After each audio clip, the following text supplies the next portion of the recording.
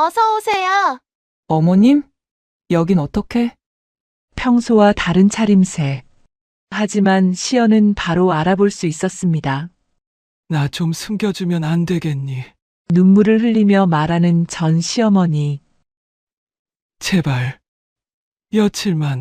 며칠만 나 좀 숨겨주렴. 시연은 주변을 살폈습니다. 일단 안으로 들어오세요. 사연 시작 전 무료로 할 수 있는 구독과 좋아요 부탁드립니다. 지금 어디에서 듣고 계신가요? 댓글로 남겨주시면 그곳으로 행복한 일이 가득 생기길 기도하겠습니다. 서울 도심 한복판 높은 빌딩 꼭대기층에 있는 선진그룹 회장실이었습니다. 창밖으로 내려다 보이는 도시의 풍경이 마치 손바닥 위에 올려놓은 것처럼 작아 보였어요. 그 넓은 방 한가운데 60대 초반의 여자가 커다란 가죽 의자에 앉아 서류를 넘기고 있었습니다. 김하선. 이 선진그룹 회장이라는 자리에 오르기까지 얼마나 많은 밤을 뜬 눈으로 지새웠는지 그건 본인만이 알고 있었죠. 남편이 일찍 세상을 떠난 뒤로 혼자 힘으로 아들을 키우고 회사까지 포기하지 않고 일궈낸 사람이었습니다. 주변에서는 대단하다고 했지만 정작 본인은 그저 살아남기 위해 악착같이 버텨온 것뿐이라고 생각했어요. 그때 비서가 조심스럽게 문을 열고 들어왔습니다. 회장님, 상무님께서 요즘 만나시는 분이 계신 것 같습니다. 화선의 손이 멈췄습니다. 서류 위에 올려놓은 펜을 천천히 내려놓으며 고개를 들었어요. 연애를 한다고? 네, 꽤 진지하게 만나고 계신 것 같습니다. 화선의 입가에 옅은 미소가 번졌습니다. 아들이 30이 넘도록 연애 한 번 제대로 안 하더니 드디어 마음에 드는 사람이 생긴 모양이었어요. 어머니로서 기쁜 마음이 먼저 들었죠. 그래, 우리 호민이도 이제 정착할 때가 됐지. 하지만 곧이어 현실적인 생각이 스쳐 지나갔습니다. 근데 어느 집안 딸이래? 그래도 회사에 도움이 되는 집안이면 더 좋겠는데. 비서가 잠시 머뭇거렸습니다. 그 짧은 침묵이 화선의 눈썹을 찌푸리게 만들었어요. 평범한 집안이라고 들었습니다. 특별한 배경은 없는 것 같습니다. 화선의 표정이 살짝 굳었습니다. 하지만 이내 애써 미소를 지으며 고개를 끄덕였어요. 뭐, 아들이 알아서 잘하겠지. 요즘 세상의 집안만 보고 결혼하는 것도 아니고. 비서가 나가고 난 뒤 화선은 책상 한쪽에 놓인 사진 액자를 바라보았습니다. 젊은 시절의 남편 사진이었어요. 양복을 단정하게 차려입고 환하게 웃고 있는 모습이 아직도 생생했습니다. 사진 속 남편은 언제나 그 자리에서 똑같은 미소를 짓고 있었지만 화선에게는 그게 위로가 되기도 하고 때로는 그리움이 되기도 했어요. 여보, 당신이었으면 뭐라고 했을까요? 화선은 혼잣말처럼 중얼거렸습니다. 남편이 갑작스러운 사고로 떠난 지 벌써 20년이 넘었어요. 그동안 혼자서 아들을 키우고 회사를 지키느라 얼마나 힘들었는지 모릅니다. 그래서일까요? 아들에 대한 기대가 남들보다 조금 더 컸던 것 같습니다. 그날 저녁 화선은 집에 돌아와 거실 소파에 앉았습니다. 넓은 저택이 조용했어요. 예전에는 아들의 웃음소리로 가득 찼던 집이 아들이 분가한 뒤로는 너무 고요해졌습니다. 집사가 가져다 준 따뜻한 차를 한 모금 마시며 화선은 창밖을 바라보았어요. 어느 집안 딸일까? 화선은 생각에 잠겼습니다. 문득 젊은 시절의 기억이 떠올랐어요. 시어머니에게 구박받던 날들이었습니다. 집안이 변변찮다고 아들한테 어울리지 않는다고 얼마나 많은 눈물을 흘렸는지 몰라요. 명절 때마다 부엌에서 종일 일하고도 밥상머리에서 구박을 들었던 기억이 아직도 선명했습니다. 나는 그러지 말아야지. 화선은 스스로에게 다짐했습니다. 자신이 겪었던 아픔을 며느리에게 주고 싶지 않았어요. 적어도 그때는 그렇게 생각했습니다. 며칠 뒤 아들 호민에게서 전화가 왔습니다. 엄마, 나 요즘 진지하게 만나는 사람 있어요. 화선은 전화기를 귀에 대고 미소를 지었습니다. 그래, 엄마도 들었어. 어떤 사람이니? 네, 정말 좋은 사람이에요. 엄마도 마음에 드실 거예요. 아들의 목소리에서 설렘이 느껴졌습니다. 오랜만에 듣는 아들의 들뜬 목소리에 화선도 덩달아 기분이 좋아졌어요. 화선은 부드러운 목소리로 대답했습니다. 그래, 얼굴 한번 보자. 언제 시간 되니? 이번 주말 어때요? 식사 자리 마련할게요. 그러자꾸나. 전화를 끊고 난 뒤 화선은 기대 반 걱정 반이었습니다. 아들이 좋아하는 사람이니 분명 괜찮은 사람이겠지요. 하지만 평범한 집안이라는 말이 마음 한구석에 걸렸어요. 약속한 주말이 되었습니다. 호텔 레스토랑의 조용한 룸에서 화선은 아들과 함께 기다리고 있었어요. 테이블 위에는 하얀 식탁보가 깔려 있었고 은은한 조명이 분위기를 부드럽게 만들어주고 있었습니다. 잠시 뒤 문이 열리고 젊은 여자가 들어왔습니다. 김시연. 25살의 그녀는 단정한 원피스를 입고 살짝 긴장한 표정이었어요. 하지만 눈빛만큼은 맑고 또렷했습니다. 들어오자마자 허리를 깊이 숙여 인사를 했어요. 안녕하세요, 어머님. 김시연이라고 합니다. 화선은 시연을 위아래로 훑어보았습니다. 예쁘장하고 단정한 인상이었어요. 하지만 입고 있는 옷이나 들고 있는 가방이 평범하다는 것을 한눈에 알아볼 수 있었습니다.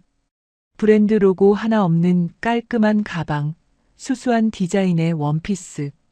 화선의 눈은 그런 것들을 놓치지 않았어요. 그래, 어서 앉으렴. 시연이 자리에 앉으며 작은 쇼핑백을 내밀었습니다. 어머님 처음 뵙는 자리인데 빈손으로 오기가 그래서요. 별건 아니지만 받아주세요. 화선은 쇼핑백을 받아들었습니다. 안에는 정성스럽게 포장된 전통차 세트가 들어있었어요. 어머, 이런 거 안 해도 되는데.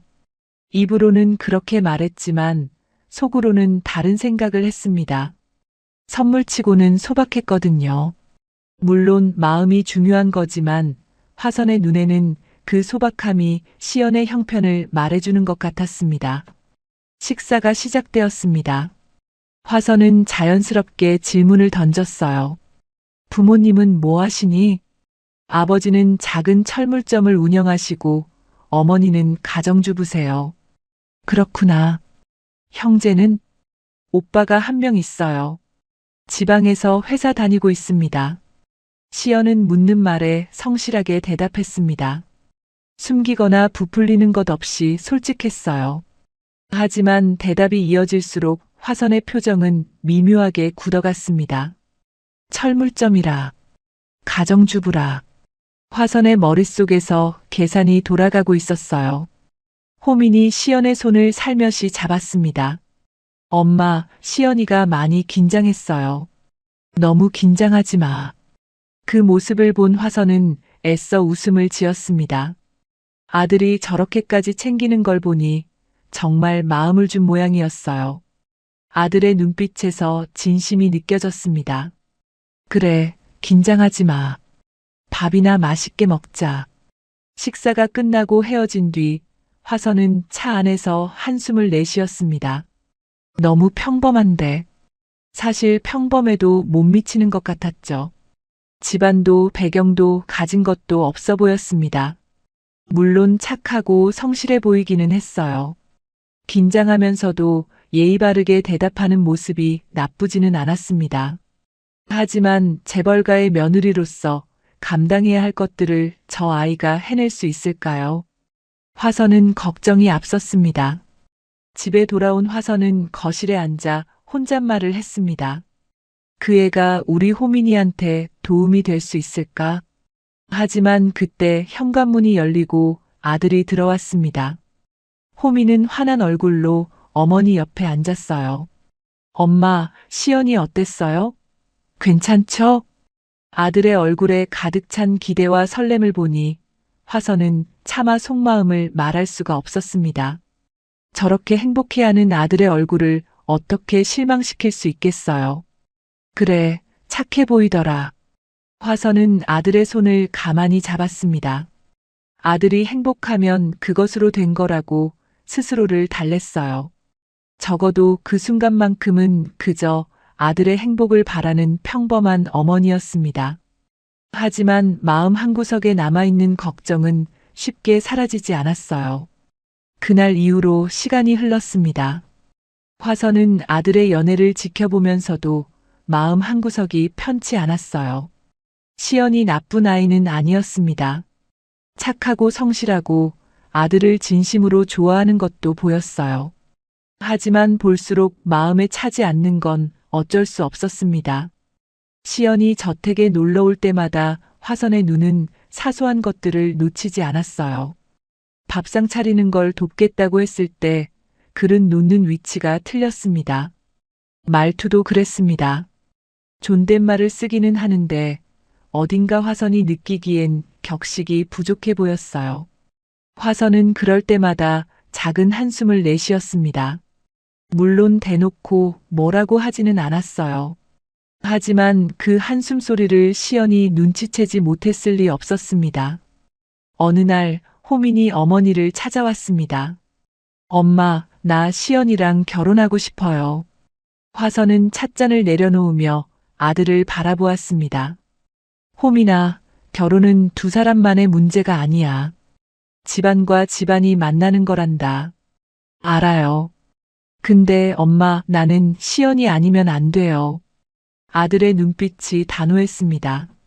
화선은 그 눈빛을 보며 더 이상 말을 잇지 못했어요. 젊은 시절 자신도 저런 눈빛으로 남편을 바라보았던 것 같았습니다. 그 무렵 화선에게 전화가 한 통 걸려왔습니다. 오랜 지인인 은진 어머니였어요. 회장님, 우리 은진이 이번에 한국 들어온 거 아시죠? 은진이가 아직도 호민이 생각을 하고 있더라고요. 어릴 때부터 호민이만 바라봤는데 참 안타까워서요. 화선은 전화를 받으며 복잡한 표정을 지었습니다. 조은진. 어릴 때부터 알고 지내던 집안의 딸이었어요. 집안도 좋고 학벌도 좋고 무엇 하나 빠지는 게 없는 아이였습니다. 솔직히 말하면 화선은 은진이가 며느리가 되었으면 하는 바람이 있었어요. 회사에 도움도 되니까요. 그러게요. 우리 호민이가 요즘 만나는 애가 있어서요. 회장님, 요즘 그렇게 만나는 여자 없는 남자애들이 어디 있나요? 자리만 마련해 주시면 은진이가 알아서 할 거예요. 은진의 엄마의 말에 화선은 심란해졌어요. 상황을 좀 봅시다. 전화를 끊고 난 뒤 화선은 한숨을 쉬었습니다. 은진이 같은 아이였으면 얼마나 좋았을까요? 하지만 아들이 저렇게까지 고집을 부리는데 어쩌겠습니까? 그러던 어느 날 호민이 들뜬 목소리로 전화를 해왔습니다. 엄마, 시연이가 임신했어요. 화선은 전화기를 든 채 잠시 말을 잃었습니다. 임신이라니. 이제 결혼을 안 할 수도 없는 상황이 되어버렸어요. 엄마, 듣고 계세요? 나 아빠 돼요. 엄마는 할머니 되시는 거예요. 아들의 목소리가 너무 행복해 보여서 화선은 애써 감정을 눌렀습니다. 그래, 축하한다.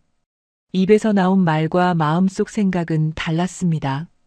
화선은 전화를 끊고 나서 한참을 창밖만 바라보았어요. 결국 두 사람은 결혼을 했습니다.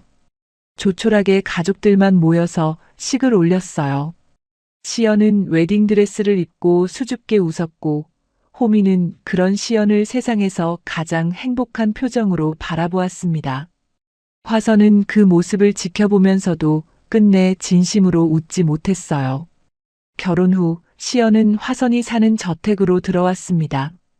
호민의 회사가 저택에서 가까웠고 임신한 시연을 돌봐줄 사람이 필요하다는 이유였어요. 저택으로 들어오던 날 시연은 넓은 거실을 둘러보며 감탄했습니다. 와, 정말 꿈 같아요. 하지만 시연의 그 말을 듣는 화선의 눈빛은 싸늘했습니다. 꿈 같다고요. 화선에게 이 저택은 피땀 흘려 일군 삶의 터전이었어요. 그런데 저렇게 가벼운 말로 표현하다니. 화선은 속으로 한숨을 삼켰습니다. 저택 생활이 시작되고 시연에게 유일하게 따뜻했던 사람은 집사였습니다. 20년 넘게 화선을 모셔온 충직한 사람이었어요. 그는 어리둥절해하는 시연에게 이것저것 알려주었습니다. 작은 사모님, 여긴 이렇게 하시면 됩니다. 회장님께서는 아침에 따뜻한 물을 먼저 드시거든요. 시연은 고개를 끄덕이며 하나하나 배워나갔습니다.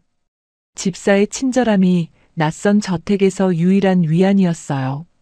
시간이 흘러 시연의 배가 제법 불러왔습니다. 임신 중기에 접어든 어느 날이었어요. 그날따라 하늘이 잔뜩 흐려 있었습니다. 오후부터 비가 내리기 시작하더니 저녁이 되자 빗줄기가 굵어졌어요. 시연은 혼자 거실에 앉아 창밖을 바라보고 있었습니다. 남편은 오늘 중요한 접대가 있어서 회식 중이었어요. 빗소리를 들으며 시연은 문득 무언가가 떠올랐습니다. 김치우동. 결혼 전에 남편과 자주 먹던 것이었어요. 비 오는 날이면 포장마차에서 얼큰한 김치우동을 함께 먹곤 했습니다. 호민과 함께 가던 고급 레스토랑도 좋았지만 무언가 맞지 않는 옷을 입은 것처럼 불편했었죠. 그럴 때 한 번씩 시연이 호민을 데리고 가던 곳이었어요. 시연은 일어나서 냉장고를 열었습니다. 고급 식재료들이 가득했지만 먹고 싶은 건 그게 아니었어요. 냉장고 문을 닫으며 시연은 혼잣말을 했습니다. 아, 김치우동 먹고 싶다. 시연은 휴대폰을 들어 남편에게 전화를 걸었습니다. 여보, 나 지금 김치우동이 너무 생각나요. 옛날에 우리 자주 먹었잖아. 전화기 너머로 남편의 웃음소리가 들렸습니다. 알았어. 집에 갈 때 사갈게. 기다리고 있어. 전화를 끊고 시연은 기분 좋게 웃었습니다. 남편이 사다 줄 김치우동을 생각하니 벌써부터 마음이 따뜻해졌어요. 그때 시어머니가 거실로 나왔습니다. 뭘 그렇게 기다리고 있어? 시연은 고개를 돌려 시어머니를 바라보았습니다. 호민 씨가 김치우동 사온다고 해서요. 화선의 표정이 미묘하게 변했습니다. 김치우동? 먹고 싶은 게 있으면 송 실장한테 얘기하면 될 것을. 뭘 바깥에서 사오게 하고 그래. 시연은 민망한 듯 웃었습니다. 그냥 옛날 생각이 나서요. 화선은 더 이상 말하지 않고 자리를 떴습니다. 하지만 속으로는 한심하다는 생각이 들었어요. 이 집에서 못 먹을 게 뭐가 있다고 김치우동 같은 걸 사오게 한단 말입니까? 말만 하면 만들어서 대령해줄 직원이 한둘이 아닌데. 잠시 뒤 화선의 휴대폰이 울렸습니다. 조은진이었어요. 어머님, 오랜만이에요. 잘 지내셨어요? 화선은 방으로 들어가 통화를 받았습니다. 그래, 은진아. 무슨 일이니? 그냥 어머님 목소리가 듣고 싶어서요. 요즘 호민 오빠는 잘 지내요? 화선은 잠시 망설이다가 입을 열었습니다. 호민이는 오늘 접대 있어서 회식 중이야. 강남 쪽 그 호텔바 있잖아. 거기서 하나 봐. 전화기 너머로 은진의 숨소리가 살짝 거칠어지는 게 느껴졌습니다. 아, 그렇군요. 어머님, 다음에 인사드리러 갈게요. 전화가 끊어진 뒤 화선은 휴대폰을 내려다보았습니다. 왜 장소를 알려주었을까요? 스스로도 알 수 없었습니다. 그냥 입에서 나와버린 말이었어요. 그 시각 은지는 술을 한 잔 마시고 택시에 올랐습니다. 화선에게서 들은 장소로 향하고 있었어요. 빗속을 달리는 택시 창문에 빗물이 줄줄 흘러내렸습니다. 저택에서는 시연이 점점 불안해지고 있었습니다. 시간이 지나도 남편에게서 연락이 없었어요. 시계를 확인하고 휴대폰을 확인하고 다시 시계를 확인했습니다. 시연은 불룩한 배를 쓰다듬으며 중얼거렸습니다. 아빠 곧 오실 거야. 창밖으로 빗줄기가 점점 굵어지고 있었습니다. 하늘이 무너지는 것처럼 비가 쏟아졌어요. 시연은 가슴이 답답해지는 것을 느꼈습니다. 왜인지 모르게 불안했어요. 그 시각 호미는 회식을 마치고 건물 밖으로 나서고 있었습니다. 그리고 그 앞에 은진이 서 있었어요. 빗속에서 두 사람이 마주쳤습니다. 빗속에서 호미는 눈앞에 서 있는 사람을 보고 멈칫했습니다. 조은진이었어요. 술 냄새가 났고 눈가가 붉게 물들어 있었습니다. 비에 젖은 머리카락이 얼굴에 달라붙어 있었어요. 은진아, 너 여기서 뭐 하는 거야? 호미는 당황한 목소리로 물었습니다. 은진은 비틀거리며 한 발짝 다가왔어요. 오빠, 오랜만이야. 은진의 눈에 눈물이 고여 있었습니다. 호미는 난감한 표정을 지었어요. 지금 집에서 시연이 기다리고 있는데 이런 상황이 생길 줄은 몰랐습니다. 은진은 호민을 바라보며 옛날 생각을 떠올렸습니다. 화선이 주선했던 만남들이 머릿속을 스쳐 지나갔어요. 명절 때 화선의 저택에 초대받아 갔던 날 화선은 은진의 손을 잡고 다정하게 말했었습니다. 은진아, 우리 호민이 좀 챙겨줘라. 너 같은 애가 며느리로 오면 내가 얼마나 좋겠니? 그 말을 들었을 때 은진은 얼마나 가슴이 설레었는지 몰라요. 호민과 함께 정원을 산책하고 화선이 직접 차를 내려주고 마치 이미 가족이 된 것처럼 대해주었습니다. 은진은 그게 다 진심인 줄 알았어요. 그런데 어느 날 갑자기 호민이 다른 여자와 결혼한다는 소식을 들었습니다. 그것도 아무런 배경도 없는 평범한 여자와요. 은진은 믿을 수가 없었어요. 화선이 그렇게까지 자신에게 잘해주었는데 어떻게 이런 일이 생길 수 있는 건지 이해가 되지 않았습니다. 오빠, 나 버리고 결혼하더니 행복해? 은진의 목소리가 떨렸습니다. 호미는 한숨을 쉬었어요. 은진아, 무슨 소리야? 너랑 나랑 뭐가 있었는데? 은진의 눈이 커졌습니다. 뭐가 있었냐니요? 그 많은 시간들이, 그 많은 만남들이 아무것도 아니었단 말입니까? 어머님은 나랑 잘 되길 바라셨어. 오빠도 알잖아. 명절 때마다 나 불러놓고 오빠랑 같이 있게 해주시고. 그게 다 뭐였는데? 호미는 당황한 표정을 지었습니다.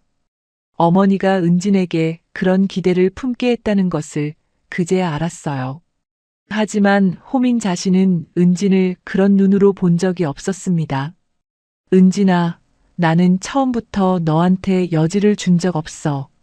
어머니가 뭐라고 하셨는지는 모르겠지만 그건 어머니 생각이지 내 생각이 아니야. 그 말에 은진은 더욱 흥분했습니다. 그러니까 나만 바보처럼 기다린 거잖아. 오빠랑 결혼하려고 다른 사람 만나지도 않고 이 나이까지 뭘 한 거야 나는. 은진이 비틀거리며 호민의 팔을 붙잡았습니다. 술 냄새가 더 진하게 풍겼어요. 호민은 은진을 부축하며 말했습니다. 일단 택시 타고 집에 가. 이 비에 이러고 있으면 안 돼. 하지만 은진은 고개를 저었습니다. 싫어. 아직 할 말 안 끝났어. 호민은 주머니에서 휴대폰을 꺼내려고 했습니다. 시연에게 늦는다고 연락을 해야 했어요. 그런데 은진이 호민의 손을 붙잡았습니다. 전화하지 마. 그 여자한테 전화하는 거지. 그 여자가 뭐가 좋아서 그래. 호민의 휴대폰이 주머니 안에서 진동했습니다. 시연이 전화를 걸고 있었어요. 하지만 은진이 계속 붙잡고 있어서 받을 수가 없었습니다. 그 시각 저택에서 시연은 휴대폰을 귀에 대고 신호음을 듣고 있었습니다. 신호만 가고 남편이 받지 않았어요. 한 번, 두 번, 세 번. 계속 전화를 걸었지만 매번 신호음만 울렸습니다. 시연은 점점 불안해졌습니다. 회식이 아직 안 끝난 걸까요? 아니면 무슨 일이 생긴 걸까요? 시계를 보니 벌써 9시가 넘어가고 있었어요. 시연은 거실로 나가 시어머니를 찾았습니다. 화선은 소파에 앉아 텔레비전을 보고 있었어요. 어머님, 호민 씨한테 연락이 안 돼요. 전화를 안 받아요. 화선은 텔레비전에서 눈을 떼지 않고 대답했습니다. 회식이 길어지나 보지. 접대 자리라 전화 받기 어려울 수도 있고. 시연은 고개를 끄덕였지만 불안한 마음은 가시지 않았습니다. 화선은 시연이 돌아가고 난 뒤에야 텔레비전에서 눈을 떼었어요. 설마 은진이가 찾아간 건 아니겠지. 화선은 혼잣말을 중얼거렸습니다. 아까 전화로 장소를 알려준 게 마음에 걸렸어요. 하지만 이내 고개를 저었습니다. 설마요. 가정교육을 제대로 받은 은진이가 그렇게까지 할 리가 없었어요. 빗속에서 호미는 여전히 은진과 실랑이를 벌이고 있었습니다. 비는 점점 더 거세지고 있었어요. 두 사람 모두 흠뻑 젖어 있었습니다.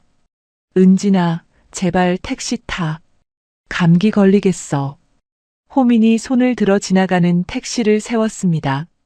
하지만 은진은 택시 문을 열지 않았어요. 오빠가 먼저 대답해. 그 여자 뭐가 좋아서 결혼한 거야?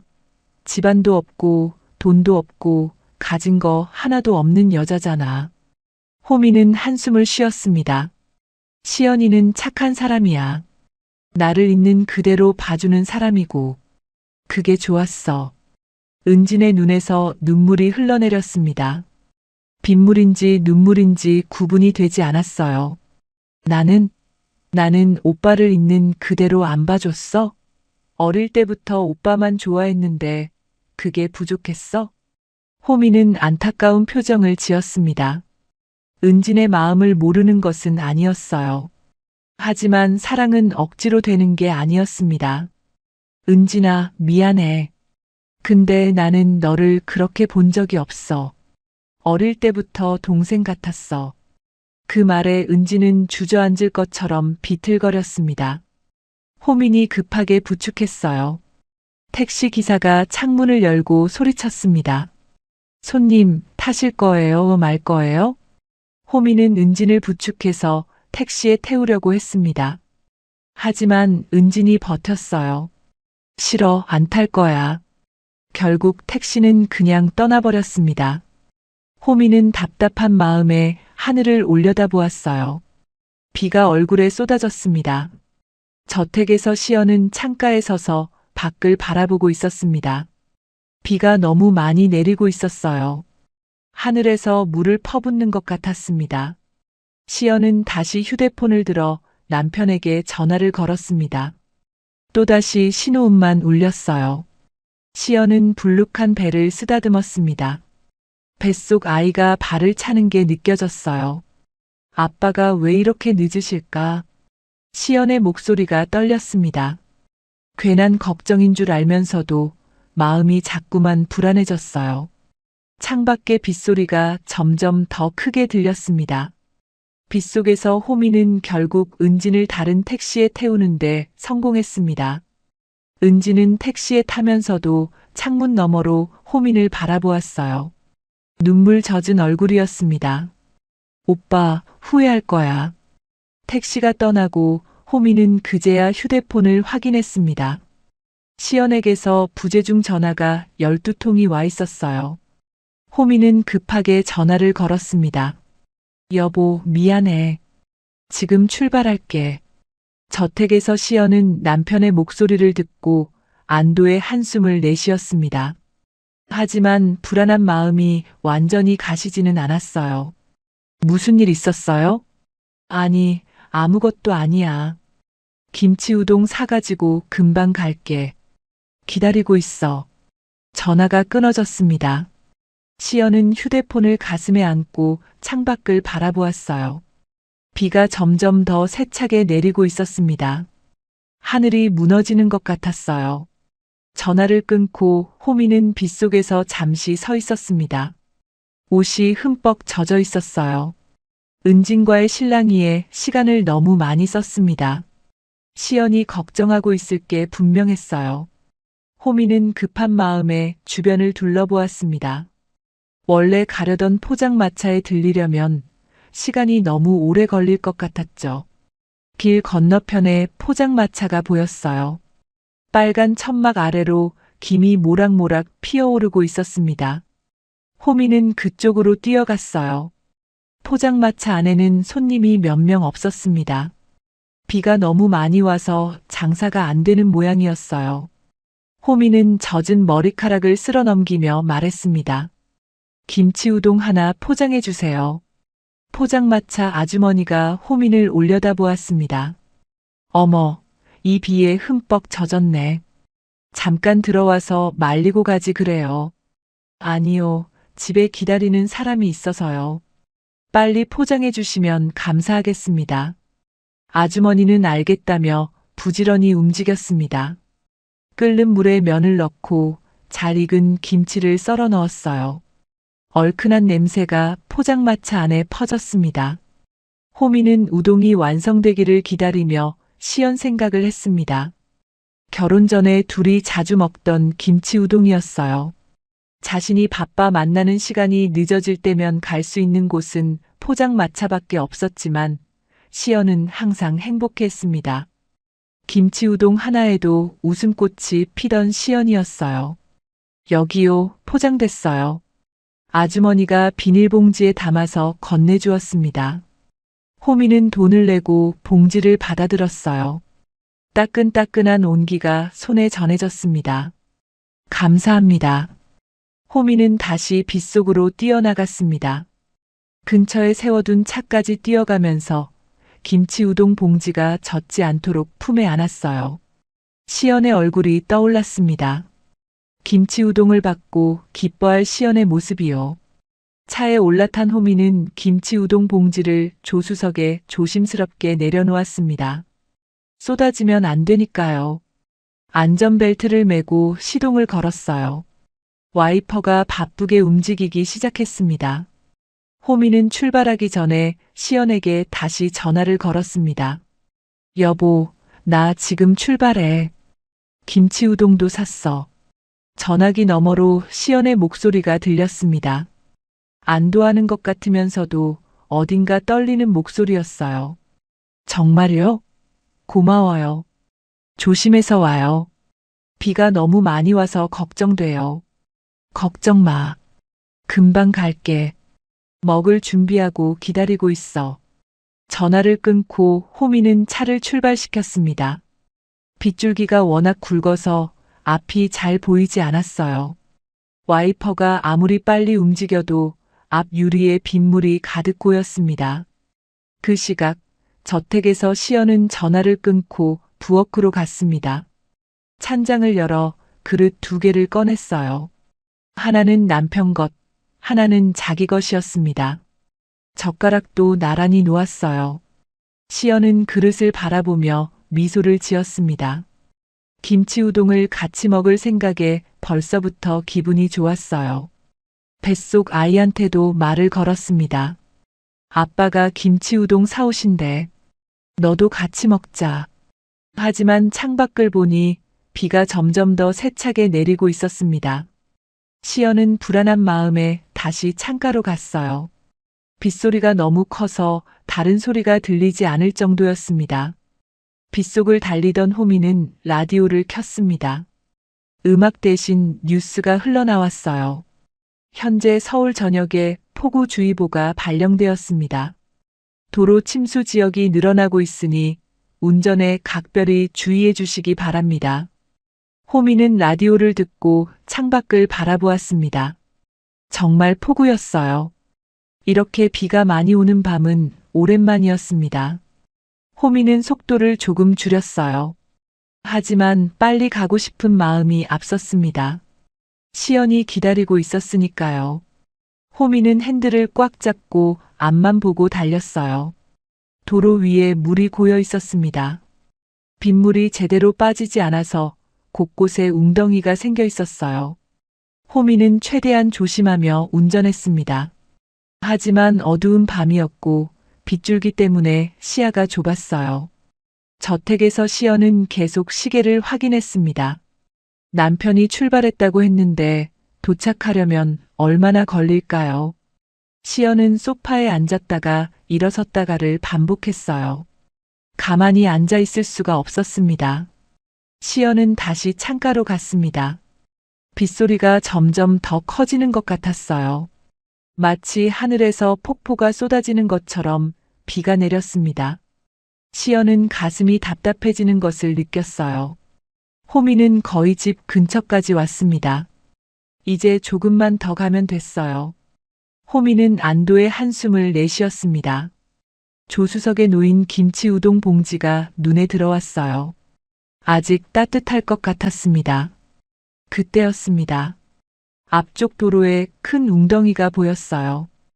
호미는 브레이크를 밟았습니다. 하지만 도로가 너무 미끄러웠어요.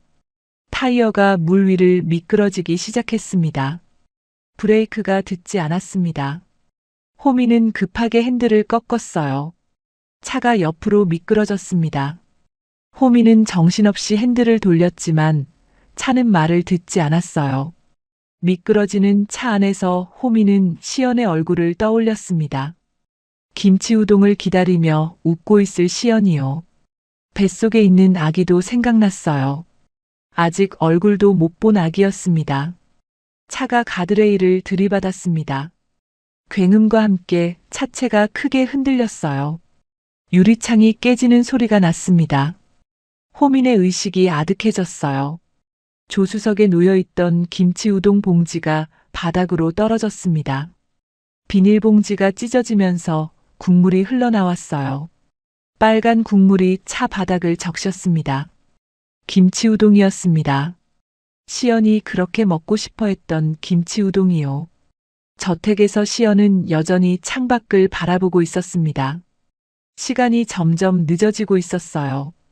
남편에게 다시 전화를 걸었지만 받지 않았습니다. 신호음만 길게 울렸어요. 시연은 가슴이 쿵 내려앉는 것 같았습니다. 왜인지 모르게 눈물이 났어요. 아무 이유도 없이 그냥 눈물이 흘러내렸습니다. 여보, 왜 전화 안 받아요? 시연의 목소리가 떨렸습니다. 창밖에서는 여전히 비가 쏟아지고 있었어요. 빗소리만 크게 들렸습니다. 시연은 그릇이 놓인 식탁을 바라보았어요. 나란히 놓인 두 개의 그릇이 유난히 쓸쓸해 보였습니다. 시연은 그 자리에 주저앉았습니다. 무언가 잘못됐다는 것을 직감적으로 느꼈어요. 설명할 수 없는 불안감이 온몸을 감쌌습니다. 시연은 배를 감싸 안고 눈물을 흘렸어요. 빗소리가 점점 더 커졌습니다. 마치 세상이 울고 있는 것 같았어요. 그리고 얼마 후 시연의 휴대폰이 울렸습니다. 모르는 번호였어요. 시연은 떨리는 손으로 전화를 받았습니다. 여보세요? 전화기 너머로 낯선 목소리가 들렸습니다. 신호민 씨 보호자분 되시죠? 교통사고가 났습니다. 지금 병원으로 오셔야 합니다. 시연의 손에서 휴대폰이 미끄러졌습니다. 세상이 무너지는 것 같았어요. 창밖에서는 여전히 비가 쏟아지고 있었습니다. 그 밤의 비는 멈출 줄을 몰랐어요. 병원이라는 말을 듣자마자 시연은 정신없이 뛰쳐나갔습니다. 집사가 급하게 차를 빼왔어요. 화선도 함께 병원으로 향했습니다. 차 안에서 아무도 말이 없었어요. 빗소리만 창문을 두드렸습니다. 병원에 도착했을 때 응급실은 정신이 없었습니다. 흰 가운을 입은 의료진들이 바쁘게 움직이고 있었어요. 시연은 불룩한 배를 안고 뛰다시피 들어갔습니다. 접수대에서 남편 이름을 말하자 간호사가 안쪽을 가리켰어요. 시연이 응급실 안으로 들어섰을 때 침대 위에 누워있는 남편이 보였습니다. 온몸에 피가 묻어 있었어요. 얼굴도 피투성이었습니다. 여러 개의 기계가 연결되어 있었고 삐삐하는 소리가 계속 울렸어요. 시연은 그 자리에 얼어붙었습니다. 다리에 힘이 풀려서 쓰러질 것 같았어요. 간호사가 급하게 부축해 주었습니다. 의사가 다가와서 말했습니다. 보호자분이시죠? 상태가 많이 위중합니다. 머리 쪽에 큰 충격을 받으셨어요. 지금 최선을 다하고 있지만 장담하기 어렵습니다. 시연은 의사의 말이 귀에 들어오지 않았습니다. 눈앞에 있는 남편의 모습만 보였어요. 아까까지만 해도 전화로 웃으며 말했던 사람이었습니다. 김치우동 사갈게, 기다리고 있어. 그 목소리가 아직도 귓가에 맴돌았어요. 시연은 비틀거리며 남편 곁으로 다가갔습니다. 침대 옆에 무릎을 꿇고 앉아 남편의 손을 잡았어요. 손이 차가웠습니다. 피가 묻어 있었지만 신경 쓸 겨를이 없었어요. 여보, 일어나. 나왔어. 시연의 목소리가 떨렸습니다. 눈물이 쏟아졌어요. 김치우동 안 먹어도 돼요. 그러니까 눈 떠요. 응, 우리 아기도 아빠 기다리고 있잖아요. 시연은 남편의 손을 자신의 배에 가져다 댔습니다.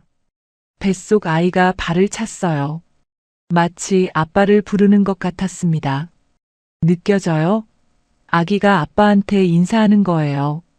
그러니까 제발 일어나요. 하지만 남편은 아무런 반응이 없었습니다. 기계 소리만 계속 울렸어요. 시연은 남편의 손을 꼭 잡고 울었습니다. 어깨가 들썩일 정도로 울었어요. 집사와 함께 경찰과 대화를 나누던 화선이 들어왔어요. 화선은 침대 위에 누워있는 아들을 보고 그 자리에 멈췄습니다. 얼굴이 하얗게 질렸어요. 화선의 눈앞에 과거의 기억이 스쳐 지나갔습니다. 20년 전 남편이 사고를 당했던 그날 밤이었어요. 그때도 이렇게 병원으로 달려왔었습니다. 그때도 남편은 침대 위에 피투성이로 누워 있었어요. 그리고 결국 눈을 뜨지 못했습니다. 화선은 그때의 기억이 떠오르자 숨이 막혔습니다.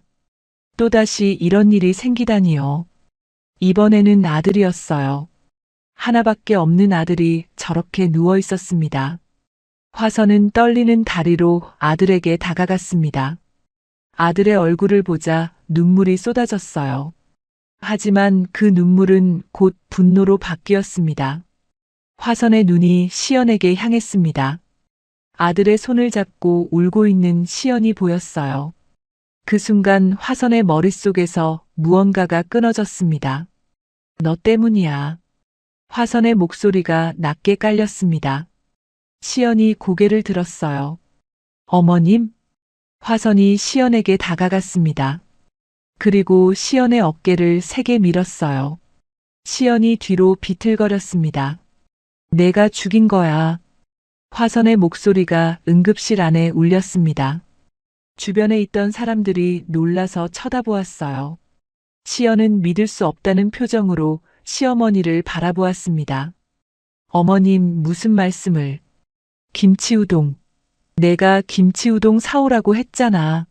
내가 그거 사오라고만 안 했으면 우리 호민이가 이렇게 안 됐어. 화선의 얼굴이 일그러졌습니다. 분노와 슬픔이 뒤섞인 표정이었어요. 비가 이렇게 오는데 뭘 사오라고 그래. 먹고 싶은 게 있으면 집에서 해 먹으면 되잖아. 왜 꼭 바깥에서 사와야 했어? 시연은 말을 잃었습니다. 머릿속이 하얘졌어요. 자기 때문이라고요. 김치우동 때문에 이런 일이 생긴 거라고요. 화선은 거기서 멈추지 않았습니다. 그동안 마음속에 담아두었던 불만이 한꺼번에 터져 나왔어요. 처음부터 마음에 안 들었어. 집안도 없고 배경도 없고 가진 거 하나 없는 게 내 아들한테 어떻게 눈을 들이밀어. 애까지 생겨서 내 아들 발목을 붙잡더니 이제는 아예 죽이려고 해. 시연의 눈에서 눈물이 흘러내렸습니다. 하지만 슬퍼서 나는 눈물인지 억울해서 나는 눈물인지 알 수 없었어요. 그때 집사가 뛰어들어왔습니다. 상황을 보고 급하게 화선에게 다가갔어요. 회장님, 일단 진정하세요. 여기는 병원입니다. 하지만 화선은 집사의 손을 뿌리쳤습니다. 진정하라고. 내 아들이 저렇게 누워 있는데 내가 어떻게 진정을 해. 화선은 다시 시연을 노려보았습니다. 당장 나가. 내 얼굴 보기 싫어. 시연은 떨리는 목소리로 말했습니다. 어머님, 저도 걱정돼요. 호민 씨는 제 남편이에요. 옆에 있고 싶어요. 그 말에 화선의 표정이 더욱 험악해졌습니다. 남편? 내가 무슨 자격으로 남편이라는 말을 해? 내가 뭔데? 화선의 목소리에 경멸이 가득했습니다. 너 같은 게 무슨 자격으로 이 자리에 서 있어? 내 아들 인생을 망쳐놓고도 모자라서 이제는 죽이기까지 해. 시연은 더 이상 말을 할 수가 없었습니다. 입술을 깨물고 눈물만 흘렸어요.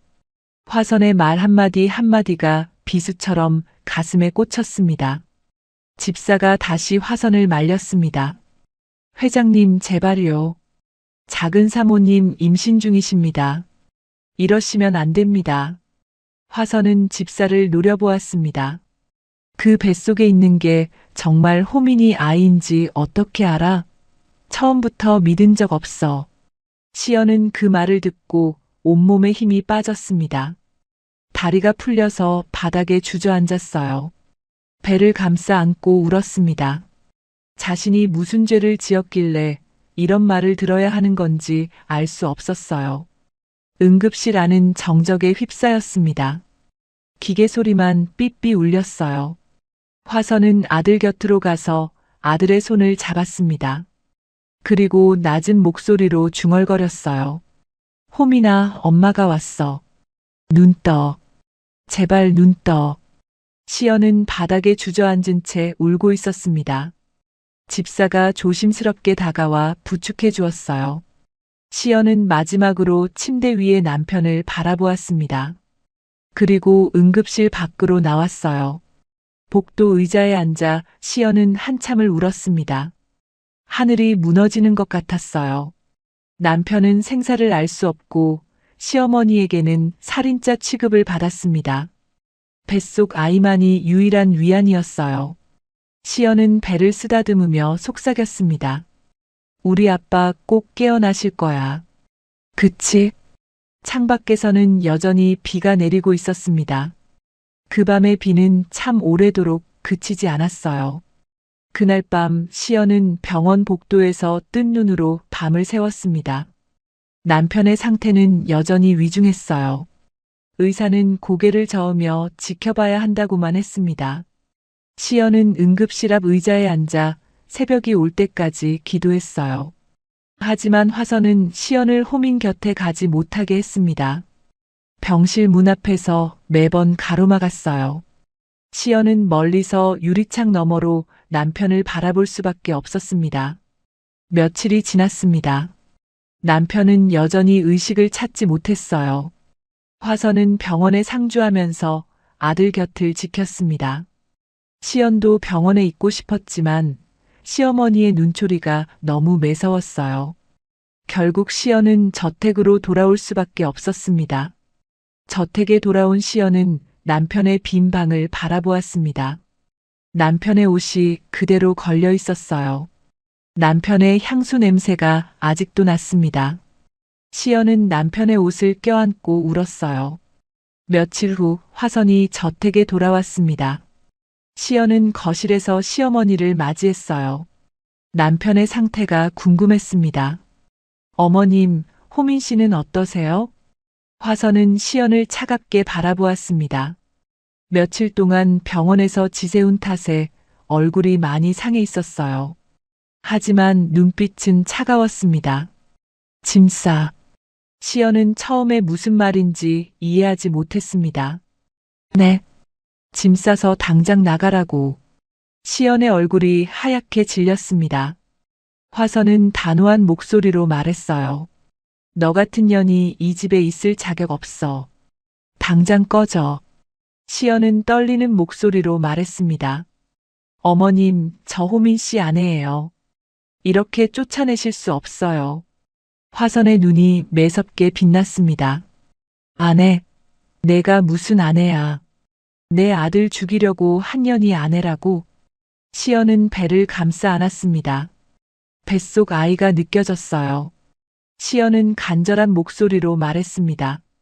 어머님, 이 아이는 호민 씨 아이예요. 제발요. 화선은 코웃음을 쳤습니다. 호민이 아이라고? 난 처음부터 안 믿었어. 그 뱃속에 있는 게 정말 내 아들 아이인지 어떻게 알아? 시연은 귀를 의심했습니다. 너무 충격적인 말이었어요. 얼굴이 화끈거리며 수치심이 밀려왔습니다. 어머님, 어떻게 그런 말씀을 하실 수 있으세요? 하지만 화선은 눈 하나 깜짝하지 않았습니다. 애가 태어나면 유전자 검사부터 하려고 했었어. 근데 이제 그럴 필요도 없어졌네. 내 아들 잡아먹는 년이랑 그 뱃속 아이 둘 다 필요 없으니까 당장 나가. 시연은 눈물이 쏟아졌습니다. 이렇게까지 할 수 있는 건가요? 아무리 미워도 이건 너무했어요. 어머님, 제발요. 호민 씨가 깨어나면. 화선이 시연의 말을 끊었습니다. 다시 내 눈앞에 나타나면 그 뱃속 아이도 가만 안 둘 거야. 양심 있으면 조용히 사라져. 시연은 할 말을 잃었습니다. 시어머니의 눈빛에서 진심이 느껴졌어요. 정말로 무슨 짓이든 할 것 같았습니다. 그때 현관문이 열리고 누군가 들어왔습니다. 조은진이었어요. 은진은 시연을 보고 안타까운 척 표정을 지었습니다. 어머, 무슨 일이세요? 왜 울고 계세요? 시연은 은진을 바라보았습니다. 은진이 왜 여기 있는 건지 이해할 수 없었어요. 화선이 은진에게 말했습니다. 은진아, 잘 왔다. 이해 제대로 나가는지 좀 봐주렴. 난 더 이상 꼴도 보기 싫구나. 은진은 고개를 끄덕였습니다. 그리고 시연에게 다가와 낮은 목소리로 말했어요. 이렇게 된 거 깔끔하게 정리해요. 서로 좋게요. 시연은 은진의 얼굴을 바라보았습니다. 위로하는 척하지만 눈빛은 차가웠어요. 이 모든 게 처음부터 계획된 것 같은 느낌이 들었습니다. 시연은 짐을 챙기려고 방으로 갔습니다. 하지만 화선이 뒤따라와서 말했어요. 짐 챙길 것 없어. 내 거 뭐 있다고. 그냥 몸만 나가. 시연은 방 안을 둘러보았습니다. 결혼 후에 산 옷들, 남편이 사준 물건들. 하지만 시어머니는 아무것도 가져가지 못하게 했어요. 집사가 조심스럽게 다가왔습니다. 손에 작은 봉투를 들고 있었어요. 집사는 주위를 살피고 시연에게 봉투를 내밀었습니다. 작은 사모님, 이거라도 가져가세요. 당장 필요하실 거예요. 봉투 안에는 현금이 들어 있었습니다. 시연은 집사의 얼굴을 바라보았어요. 이 집에서 유일하게 따뜻했던 사람이었습니다. 하지만 시연은 고개를 저었어요. 고맙습니다. 하지만 받을 수 없어요. 시연은 봉투를 받지 않았습니다. 그것마저 받으면 정말 도둑년이 되는 것 같았어요. 집사는 안타까운 표정을 지었습니다. 시연은 빈손으로 현관을 나섰습니다. 밖에는 여전히 비가 내리고 있었어요. 시연은 대문을 향해 걸었습니다. 등 뒤에서 시어머니의 목소리가 들렸어요. 다시는 얼굴 보이지 마라. 시연은 대문 앞에서 멈췄습니다. 대문 밖에 고급 승용차 한 대가 서 있었어요. 차 옆에 우산을 쓴 은진이 서 있었습니다. 은진은 시연을 보며 미소를 지었습니다. 비 많이 오는데 어디로 가세요? 태워다 드릴까요? 시연은 대답하지 않았습니다. 은진의 웃음이 비웃음처럼 느껴졌어요. 시연은 고개를 숙이고 은진을 지나쳤습니다. 비가 얼굴에 쏟아졌습니다. 옷이 금세 젖었어요. 시연은 걸으면서 뒤를 돌아보았습니다. 저택의 불빛이 어둠 속에서 빛나고 있었어요. 저기가 남편과 함께 살던 집이었습니다. 이제는 다시 돌아갈 수 없는 곳이 되었어요. 시연은 배를 감싸 안고 걸었습니다. 갈 곳이 없었어요. 돈도 없고 휴대폰도 없었습니다. 완전히 혼자였어요. 한 달이 지났습니다. 호민이 의식을 되찾았어요. 눈을 뜬 호민이 가장 먼저 한 말은 시연을 찾는 것이었습니다. 시연이는요? 시연이 어디 있어요? 화선은 아들의 손을 잡고 슬픈 표정을 지었습니다. 호민아, 그 애는 갔어. 갔다니요? 어디로요? 화선은 한숨을 쉬었습니다. 내가 사고 나자마자 돈 받고 떠났어. 자기 과부되는 거 아니냐고 하더니 위자료 줬더니 바로 사라지더라. 호미는 믿을 수 없다는 표정을 지었습니다. 거짓말이죠. 시연이가 그럴 리 없어요. 화선은 고개를 저었습니다. 믿기 싫겠지만 사실이야. 엄마가 왜 거짓말을 하겠니? 호미는 시연의 휴대폰을 찾았습니다. 하지만 어디에도 없었어요. 화선이 이미 숨겨둔 것을 호미는 몰랐습니다. 호미는 비서에게 시연을 찾으라고 지시했습니다. 1년 동안 수소문했지만 시연의 흔적은 어디에도 없었어요. 시연이 자주 가던 곳, 친정집, 친구들 모두 찾아다녔지만 아무도 시연의 행방을 몰랐습니다. 시간이 흘러 회사에 위기가 찾아왔습니다. 큰 프로젝트가 실패하면서 자금난에 빠졌어요. 화선은 호민에게 말했습니다. 은진이네 투자를 받으면 해결돼. 대신 조건이 있어. 호민은 어머니를 바라보았습니다. 무슨 조건이요? 은진이랑 결혼해라. 호민은 한참을 말이 없었습니다. 아직 시연을 포기하지 못했어요. 하지만 회사가 무너지면 수많은 사람들이 길거리에 나앉게 됩니다. 결국 호미는 은진과 계약 결혼을 했습니다. 사랑 없는 결혼이었어요. 철저히 회사를 위한 선택이었죠. 결혼식 날 호미는 웃지 않았습니다. 그의 마음속에는 여전히 시연이 있었어요. 그렇게 7년이라는 세월이 흘렀습니다. 강산이 변한다는 시간이었어요. 많은 것들이 달라졌습니다. 화선의 회사는 크게 성장했습니다. 은진 집안의 투자를 바탕으로 사업을 확장했고, 이제는 업계에서 손꼽히는 대기업이 되었어요. 화선은 회장실에 앉아 창밖을 바라보며 뿌듯해했습니다. 내 선택이 맞았어. 화선은 혼잣말을 중얼거렸어요. 그때 시연을 내쫓고 은진을 며느리로 들인 것이 결국 옳은 결정이었다고 스스로를 납득시켰습니다. 회사가 이만큼 커졌으니까요. 세상 사람들은 화선을 성공한 여성 기업인이라고 불렀어요. 하지만 마음 한구석에는 여전히 무언가가 걸려 있었어요. 아들 호민과 은진 사이에는 아이가 없었습니다. 결혼한 지 7년이 되었는데도 소식이 없었어요. 화선은 그게 마음에 걸렸습니다. 몇 번 은진에게 넌지시 물어보기도 했지만 은진은 그때마다 화제를 돌렸어요. 어느 날 화선은 공원을 산책하다가 아이들이 뛰어노는 모습을 보았습니다. 대여섯 살쯤 되어 보이는 아이들이 엄마 손을 잡고 웃고 있었어요. 화선은 그 모습을 바라보며 한숨을 쉬었습니다. 만약 그때 시연이 낳은 아이가 있었다면 지금쯤 저 나이가 되었을 거예요. 7년이면 초등학교에 들어갈 나이였습니다. 화선은 문득 시연 생각이 났어요. 임신한 몸으로 빗속에 쫓겨나던 그 모습이 떠올랐습니다. 그 애는 잘 살고 있으려나. 화선은 스스로도 모르게 중얼거렸습니다.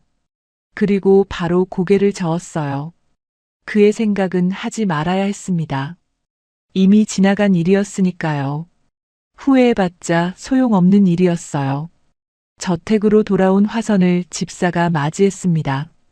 20년 넘게 화선을 모셔온 충직한 사람이었어요. 집사는 화선의 약을 준비해 가져왔습니다. 회장님, 약 드셔야죠. 혈압약 시간이에요. 화선은 고개를 끄덕이며 약을 받아들었습니다. 집사가 물을 따라 주었어요. 화선은 약을 삼키며 집사를 바라보았습니다. 자네가 이 집에 온 지도 20년이 넘었구먼. 네, 회장님. 제가 30살에 들어왔으니 이제 25년째입니다. 화선은 쓴웃음을 지었습니다. 그 긴 세월 동안 한결같이 있어줘서 고마워. 집사는 고개를 숙였습니다. 당연한 일을 했을 뿐입니다, 회장님. 그날 저녁 저택에 소란이 벌어졌습니다. 은진이 화선의 방으로 뛰어들어왔어요. 얼굴이 불그락푸르락했습니다. 어머님, 제 보석이 없어졌어요. 화선은 놀라서 물었습니다. 보석? 무슨 보석? 다이아몬드 목걸이요. 결혼 기념으로 어머님이 해주신 거 있잖아요. 서랍에 넣어뒀는데 없어졌어요. 화선은 당장 집안을 수색하라고 지시했습니다. 모든 직원들의 방과 사물함을 뒤졌어요. 그리고 그 보석은 집사의 방에서 발견되었습니다. 화선은 믿을 수가 없었습니다. 25년을 함께한 사람이 도둑질을 했다고요. 화선은 집사를 불렀어요. 집사는 무릎을 꿇고 말했습니다. 회장님, 저 아닙니다. 저는 그 보석을 가져간 적이 없습니다. 은진이 차가운 목소리로 말했습니다. 그럼 왜 당신 방에서 나왔는데요? 변명하지 마세요. 집사는 화선을 바라보았습니다. 눈에 눈물이 고여 있었어요. 회장님, 저를 믿어주세요. 25년을 모셨습니다. 제가 그런 짓을 할 사람이 아니라는 거 아시잖아요. 화선은 가슴이 답답했습니다. 25년이라는 세월이 떠올랐어요. 남편이 죽었을 때도, 아들이 사고를 당했을 때도 집사는 항상 곁에 있었습니다. 밤새 병원을 지키고 화선이 쓰러질 것 같으면 부축해주고 말없이 곁을 지켜주었어요. 그런 사람이 도둑질을 했다고요. 하지만 옆에서 은진이 지켜보고 있었어요. 화선은 며느리의 눈치를 보았습니다. 은진 집안의 투자가 아직도 회사에서 큰 비중을 차지하고 있었어요. 은진의 기분을 건드리면 안 됐습니다. 화선은 한숨을 쉬었습니다. 그리고 외면했어요. 그럼 이게 왜 자네 방에서 나왔는지 설명할 수 있겠나? 집사의 얼굴이 하얗게 질렸습니다. 회장님, 화선은 더 이상 집사를 보지 않았습니다. 설명할 수 없다면 내가 해줄 수 있는 건 없어. 미안하네. 화선의 말이 끝나자마자 은진이 날카로운 목소리로 말했어요. 어머님, 저는 이런 도둑을 이 저택의 집사로 두는 건 말이 안 된다고 생각해요. 당장 내보내겠어요. 집사는 천천히 일어났어요. 떨리는 목소리로 말했습니다. 회장님, 그동안 감사했습니다. 집사는 마지막까지 예의를 잃지 않았어요. 고개를 숙여 인사하고 방을 나갔습니다. 화선은 떠나는 집사의 뒷모습을 보면서 가슴이 찢어지는 것 같았어요. 하지만 끝내 아무 말도 하지 못했습니다. 집사가 나간 뒤 화선은 혼자 중얼거렸습니다. 설마 정말 그랬을까? 그 사람이. 하지만 화선은 진실을 파헤칠 용기가 없었어요. 은진과 부딪히고 싶지 않았습니다. 그냥 덮어두는 게 편했어요. 며칠 후 새 집사가 들어왔습니다. 은진이 데려온 사람이었어요. 젊고 깔끔한 인상의 남자였습니다. 은진은 화선에게 말했습니다. 어머님, 저희 어머니가 추천해준 분이에요. 믿을 만한 사람이니까 안심하세요. 화선은 고개를 끄덕였지만 마음이 편치 않았어요. 왠지 낯설었습니다.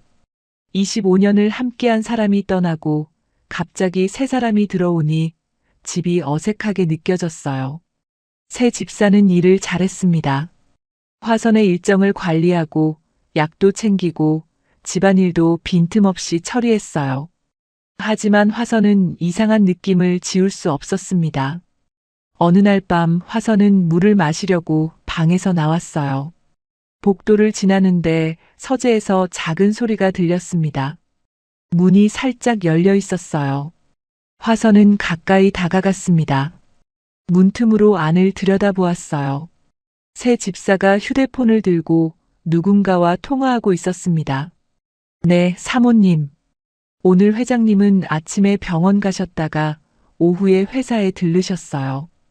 저녁은 집에서 드시고 9시에 주무셨습니다.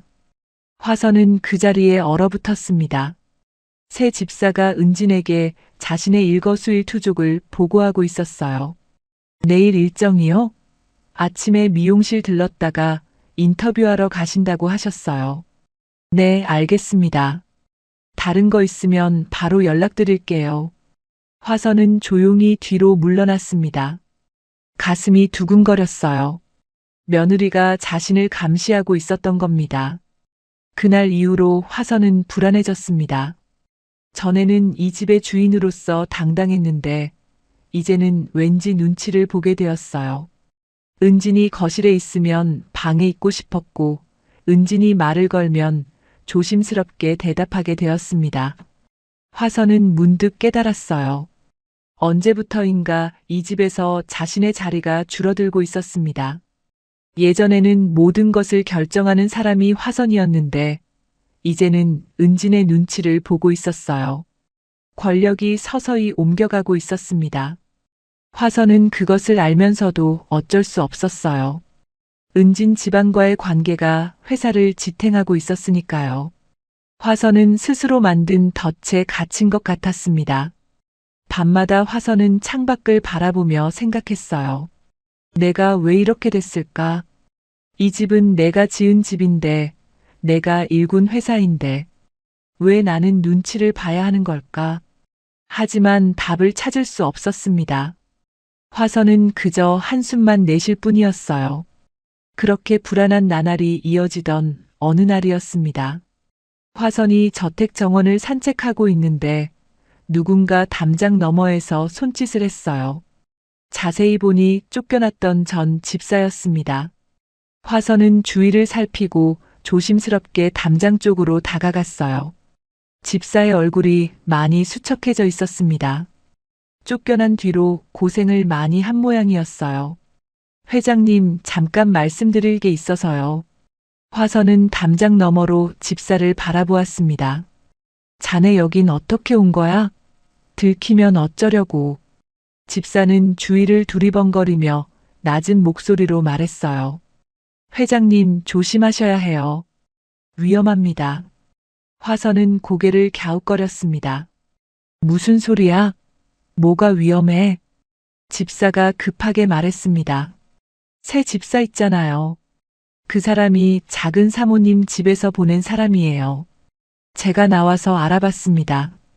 작은 사모님네 집안에서 오래 일했던 사람이에요. 화선은 잠시 말을 잃었습니다. 새 집사가 은진의 사람이라는 것은 이미 알고 있었어요.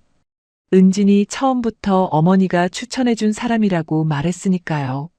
하지만 이렇게 확실하게 들으니 기분이 묘했습니다.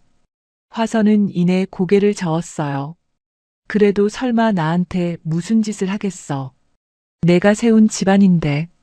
집사의 얼굴에 안타까움이 가득했습니다. 회장님, 제발 조심하세요. 뭔가 이상해요. 저 쫓겨난 것도 그렇고요. 보석 사건도 누가 봐도 누명이잖아요.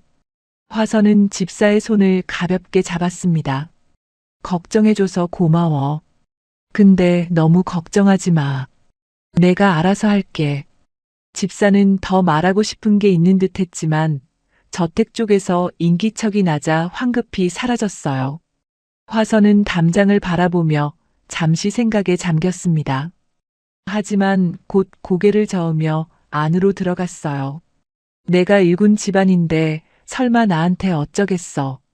화선은 스스로를 안심시켰습니다. 아무리 그래도 이 집의 주인은 자신이었으니까요. 평생을 바쳐서 일군 회사와 집안이었습니다. 며칠 후 아침이었습니다. 화선은 평소처럼 아침 식사를 하고 약을 먹었어요. 새 집사가 가져다 준 혈압약이었습니다. 화선은 물과 함께 약을 삼켰어요. 그런데 얼마 지나지 않아 이상한 느낌이 들었습니다. 가슴이 답답해지기 시작했어요. 숨이 잘 쉬어지지 않았습니다. 화선은 가슴을 움켜쥐며 일어서려고 했어요. 숨이 안 쉬어져. 화선은 비틀거리며 탁자를 붙잡았습니다. 하지만 다리에 힘이 풀려서 쓰러졌어요. 탁자 위에 있던 가족사진 액자가 함께 떨어졌습니다. 유리가 깨지는 소리가 났어요. 새 집사가 소리를 듣고 달려왔습니다. 회장님, 회장님 괜찮으세요? 화선은 숨을 쉬려고 발버둥 쳤습니다. 눈앞이 캄캄해졌어요. 의식이 흐려지면서 깨진 액자 속 사진이 보였습니다. 남편과 아들, 그리고 젊은 시절의 자신이 웃고 있는 사진이었어요. 그 사진을 보며 화선은 의식을 잃었습니다. 화선은 병원으로 실려갔습니다. 응급처치를 받고 겨우 의식을 되찾았어요. 의사가 병실로 들어와 검사 결과를 설명했습니다. 회장님, 다행히 큰 이상은 없으십니다. 그런데 한 가지 이상한 점이 있어요. 화선은 침대에 누운 채 의사를 바라보았습니다. 뭐가 이상해요? 의사가 심각한 표정으로 말했습니다. 드시던 약이 바뀌신 것 같은데요. 기존에 드시던 혈압약으로는 이런 반응이 절대 나타나지 않습니다. 혹시 약을 바꾸셨어요? 화선은 머릿속이 하얘졌습니다. 아니요, 바꾼 적 없어요. 그런데 혈액 검사 결과를 보면 평소 드시던 약 성분이 아니에요. 다른 성분이 검출됐습니다. 자칫하면 위험할 수도 있었어요. 화선은 천천히 고개를 끄덕였습니다. 가슴이 두근거렸어요. 설마 하는 생각이 들었습니다. 저택으로 돌아온 화선은 아무에게도 말하지 않고 방으로 들어갔어요. 그리고 의사가 앞으로 꼭 이 약으로 먹으라며 새로 처방해준 약 봉지를 꺼냈습니다. 그리고 서랍 깊숙이 넣어두었어요. 잠시 후 약 먹을 시간이 되자 집사가 약을 챙겨 들어왔습니다. 회장님, 혈압약 드실 시간입니다. 거기 두고 가게. 지금 보던 서류만 마저 보고 먹을 테니 혈압약은 제 시간에 드셔야 합니다. 알았네. 통화할 건데 계속 거기 있을 건가? 명백한 축객령의 집사는 꼭 지금 드셔야 한다며 혈압약과 물이 있는 작은 쟁반을 내려두고 나갔습니다. 화선은 서랍 깊숙이 넣어둔 새로 받아온 약 봉지를 찾았습니다. 그리고 하나를 뜯어 두 약을 나란히 놓고 비교해 보았습니다. 새 알약 중 두 개는 동일해 보였습니다. 하지만 하나가 미묘한 차이가 있었어요. 예전 약은 흰색이었는데 새 약은 약간 누런빛이 돌았습니다. 화선의 손이 떨렸습니다. 누군가 약을 바꿔치기한 것이었어요. 그리고 그 누군가는 새 집사일 수밖에 없었습니다. 전 집사의 경고가 떠올랐어요. 조심하라던 그 말이 진심이었던 겁니다. 그날 밤 화선은 잠을 이룰 수 없었어요. 복도를 서성이다가 은진의 방 앞을 지나게 되었습니다. 문틈으로 은진의 목소리가 들렸어요. 누군가와 통화 중인 것 같았습니다. 이제 슬슬 준비해야지. 그 전에 준비 제대로 하고. 화선은 숨을 죽이고 귀를 기울였습니다. 회장님 건강이 안 좋으신 거 알지? 이번 일로 더 안 좋아지셨어. 이사회 준비 제대로 해야 해. 회장 자리 비면 바로 움직일 수 있게. 화선은 그 자리에 얼어붙었습니다. 온몸에 소름이 돋았어요. 며느리가 자신을 죽이려 하고 있었습니다. 자신이 죽으면 회사를 차지하려는 것이었어요. 화선은 벽에 등을 기대고 숨을 골랐습니다. 심장이 미친 듯이 뛰었어요. 화선은 조용히 자기 방으로 돌아왔습니다. 다리가 후들거렸어요. 침대에 앉아 한참을 멍하니 있었습니다. 이게 현실인지 믿기지 않았어요. 다음 날 아침 화선은 아들에게 연락하려고 했습니다. 휴대폰을 들고 호민에게 전화를 걸었어요. 하지만 연결이 되지 않았습니다. 은진이 거실에서 말했습니다. 어머님, 호민 씨는 해외 출장 중이에요. 급한 일이 있어서 어제 떠났어요. 화선은 은진을 바라보았습니다. 은진은 아무렇지도 않은 표정으로 커피를 마시고 있었어요. 화선은 알 수 없는 두려움을 느꼈습니다. 언제 돌아온다니? 글쎄요, 일이 해결되는 대로 오겠죠? 화선은 더 이상 물어볼 수 없었습니다. 아들과 연락이 안 되고 집안에는 적뿐이었어요. 완전히 고립되어 있었습니다. 회사 회장인 자신이 급한 일로 해외 출장 간 아들의 스케줄도 모른다는 것도 말이 안 되는 일이었죠. 그날 밤 화선은 결심했습니다. 이 집에서 나가야 했어요.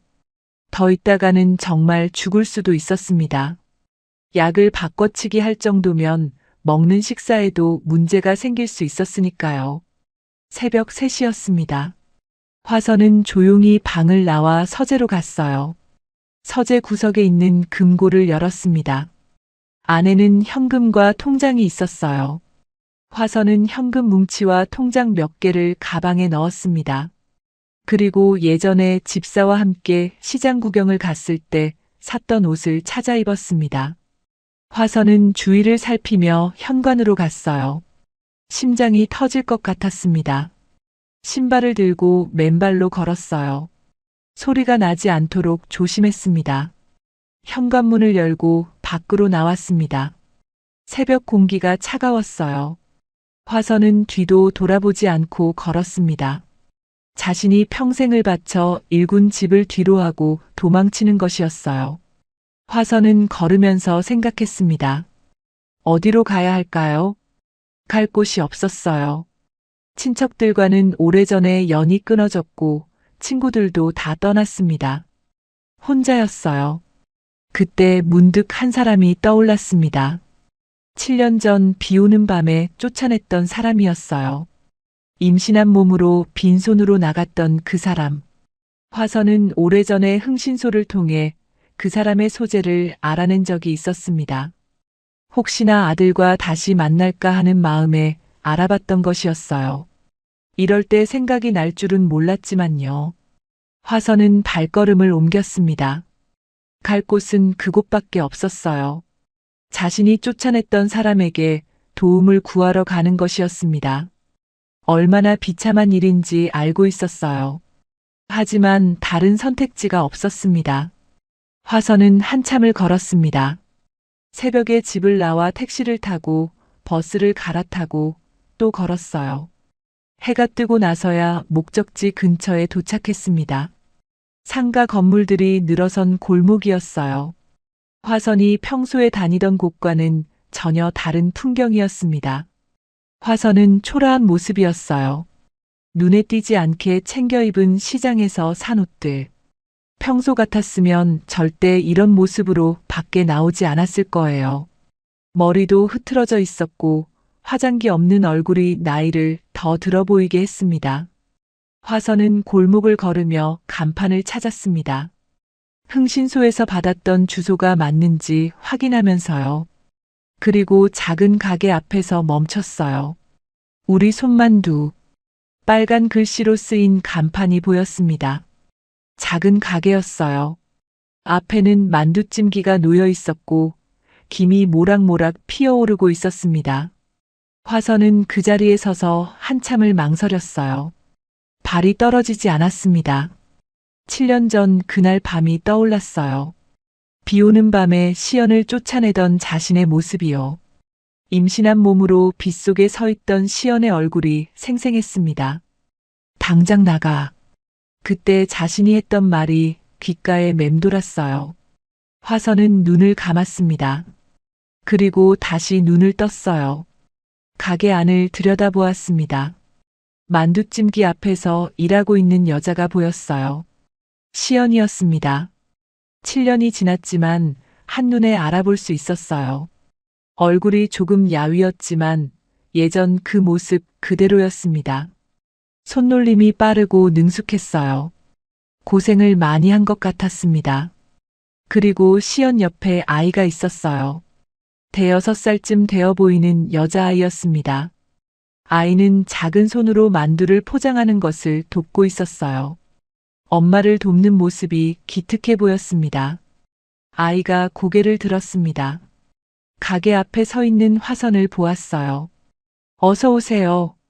아이가 밝은 목소리로 인사했습니다.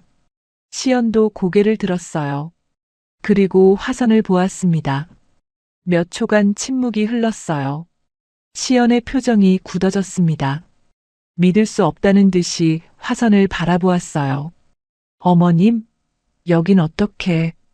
화선은 그 자리에서 무너졌습니다. 더 이상 버틸 수 없었어요. 무릎이 꺾이면서 바닥에 주저앉았습니다. 나 좀 숨겨주면 안 되겠니? 화선의 목소리가 떨렸어요. 눈물이 흘러내렸습니다.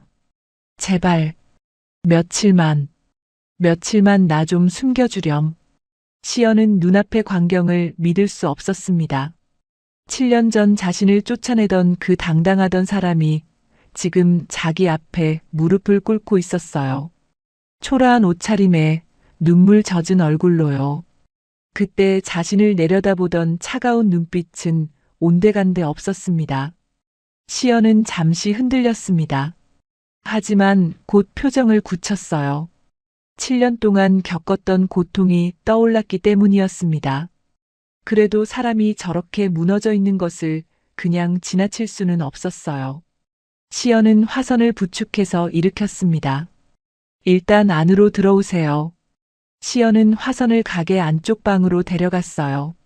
작은 방이었습니다. 시연과 아이가 지내는 공간이었어요. 살림살이가 소박했지만 깨끗하게 정돈되어 있었습니다. 화선은 방바닥에 앉아 눈물을 흘렸습니다. 내가 믿을 사람이 없어. 오죽하면 여길 왔겠니? 미안하다. 시연은 대답하지 않았어요. 부엌으로 가서 따뜻한 국물을 떠왔습니다.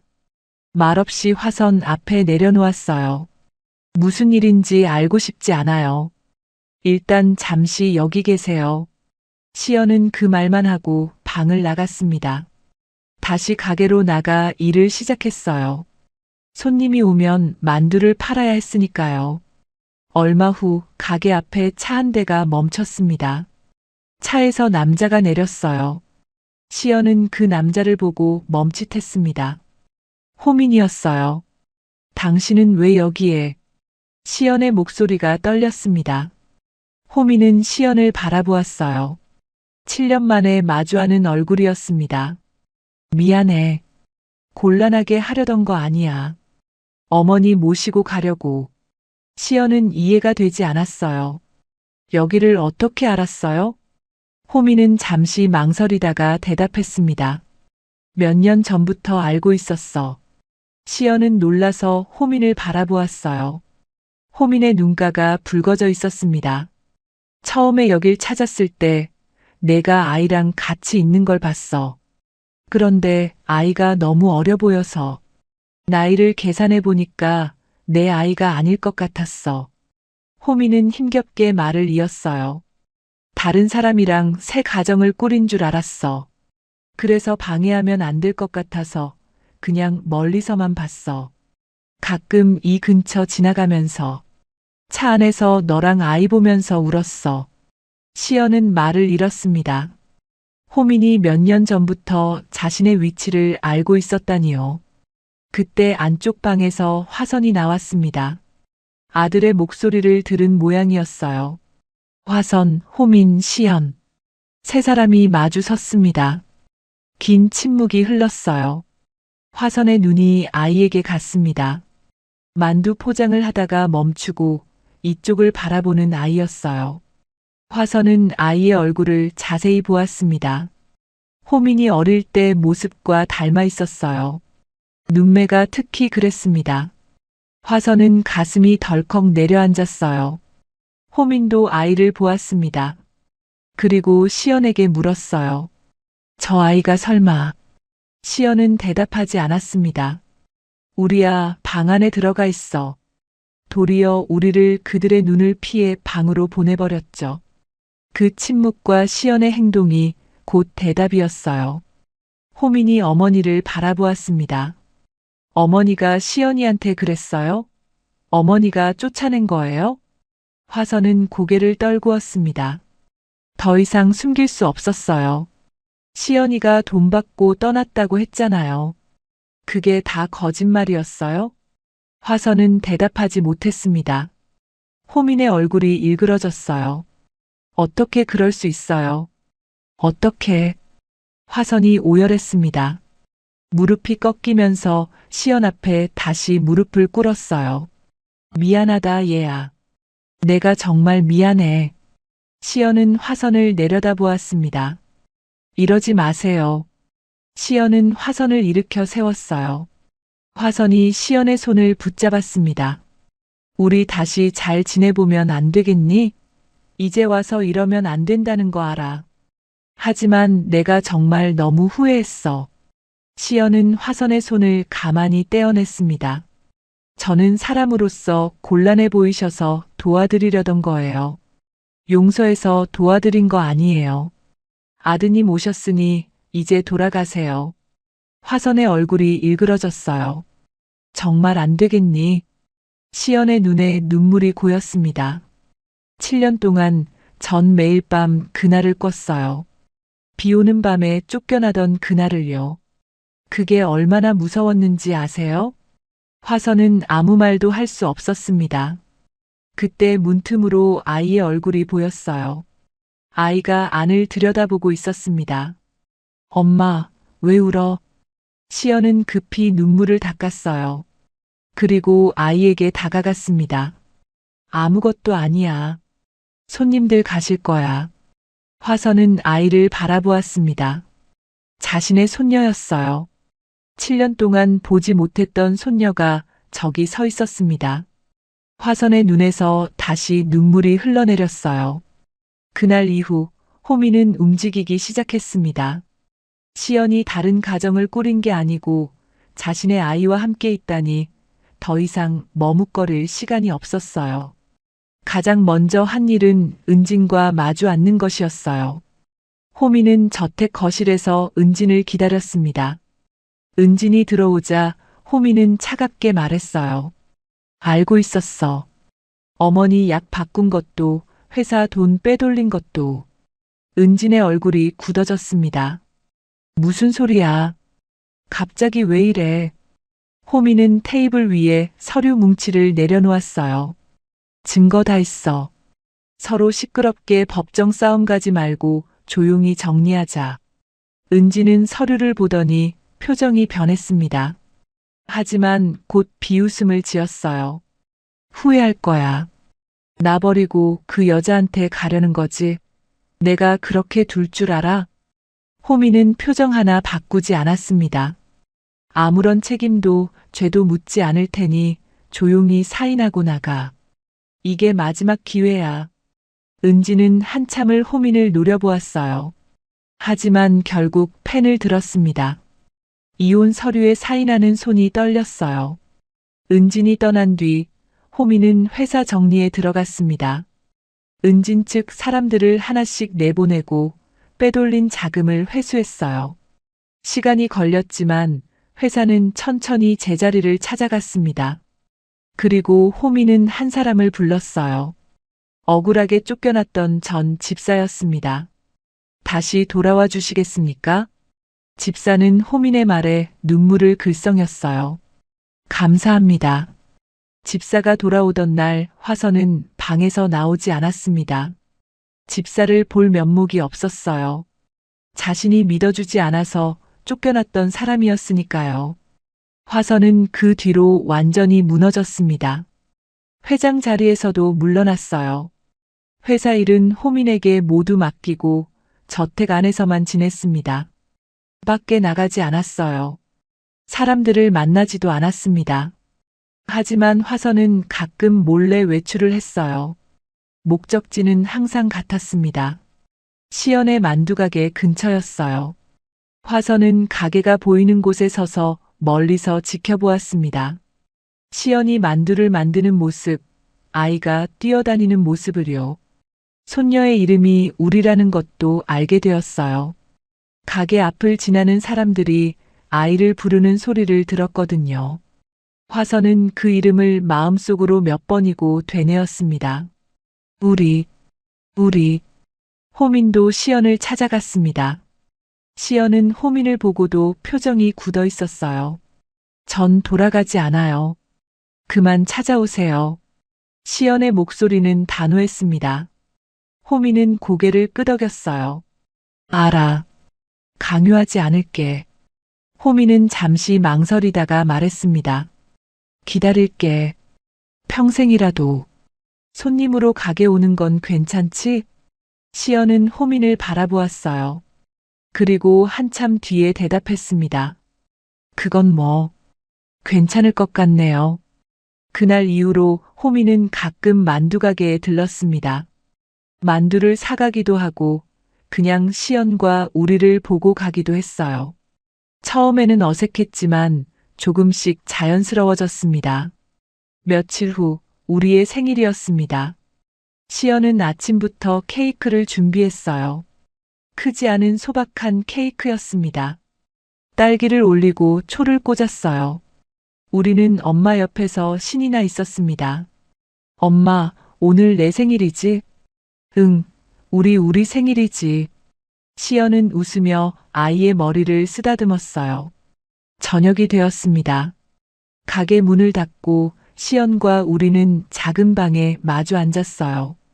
테이블 위에 케이크가 놓여 있었습니다. 우리가 물었어요. 근데 오늘 우리 둘이야? 시연은 고개를 끄덕였습니다. 응, 우리 둘이면 충분하지. 왜? 기다리는 사람 있어? 우리는 고개를 저었어요. 아니야. 엄마. 시연은 미소를 지었지만 눈가에 쓸쓸함이 스쳤습니다. 그때 가게 밖에는 두 사람이 서 있었어요. 호민과 화선이었습니다. 호민은 작은 케이크 상자를 들고 있었고 화선은 작은 장난감 상자를 들고 있었어요.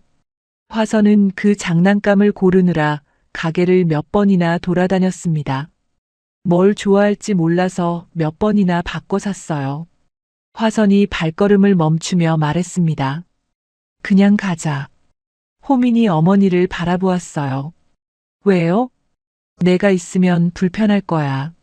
시연이도 아이도. 화선은 돌아서려고 했습니다. 그때 가게 문이 열렸어요. 시연이 밖을 내다보았습니다. 분리수거를 하러 나온 것이었어요. 시연은 문 앞에 서 있는 두 사람을 보고 멈췄습니다. 호민과 화선이 케이크와 선물을 들고 서 있었어요. 우리도 문 밖으로 고개를 내밀었습니다. 두 사람을 보더니 눈이 커졌어요. 엄마, 손님 왔어?